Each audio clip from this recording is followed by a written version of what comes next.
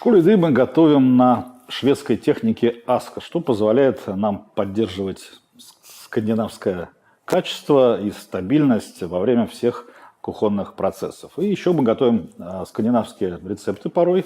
Вот один из них – это булочки, баны, которые шведы готовят в честь праздника Святой Луси, приключающегося в каждый декабрь, 13 декабря, если быть точным. И в состав которых входит пшеничная мука, просеянная, насыщенная кислородом, аэрированная, как говорят повара, и два молочных компонента, один из которых молоко, другой сливочное масло. И эти оба компонента нужно сначала слегка подогреть.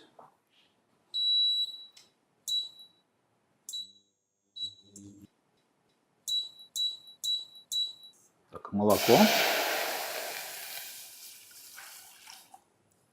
сливочное масло. Нам надо только распустить сливочное масло в молоке, их не надо кипятить, не надо сильно греть. Нужна теплая молочная смесь, которую мы еще подкрасим и добавим вкуса при помощи шафрана. Все сухие компоненты рецепта мы смешиваем в чаше миксером. Мука, сахар и соль. Перемешиваем. К растопленному маслу и подогретому молоку добавляем дрожжи, лучше свежие. Вот так на поверхность просто высыпаем эти самые дрожжи и даем им проявить себя в сочетании с жидкостью и окружающим воздухом. Пару минут. Опускаем крюк миксера в муку. Включаем тихое вращение и потихоньку подливаем сливочно-молочную смесь. 3-4 минуты до тех пор, пока не сформируется тесто.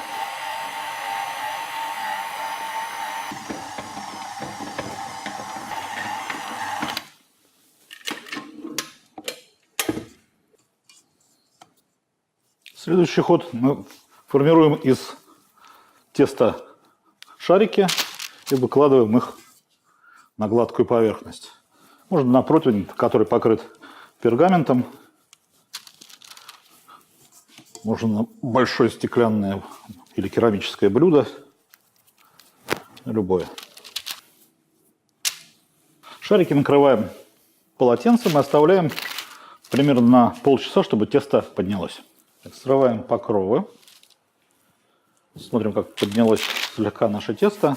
Теперь каждый комок раскатываем в такую сосиску длинную. И придаем ей по возможности высокохудожественную форму того или иного вида. Например, можно край один вот так завернуть, а второй вот сяк. Можно свернуть такую розу.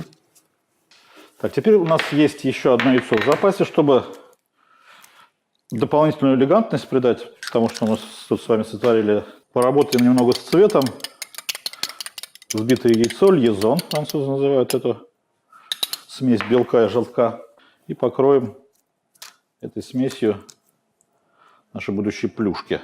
При высокой температуре, естественно, протеину подвергаться реакции Майяра, приобретать красивый вследствие этой реакции коричневый цвет карамельный и радовать глаз.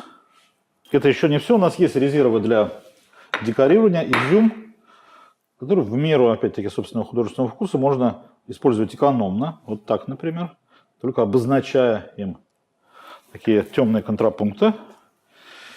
Или быть щедрым и покрывать изюмом вот эту гусеницу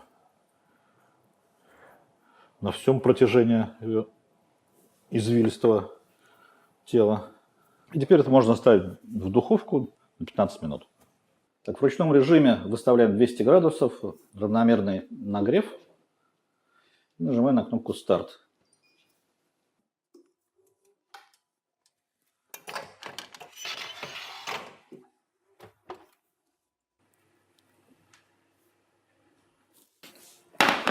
Так, нетипично для новогоднего образа пахнут эти плюшки. Не корицей, как чаще всего это бывает, а шафраном. Но это тоже очень благородный, очень чувственный аромат. Есть их лучше чуть теплыми.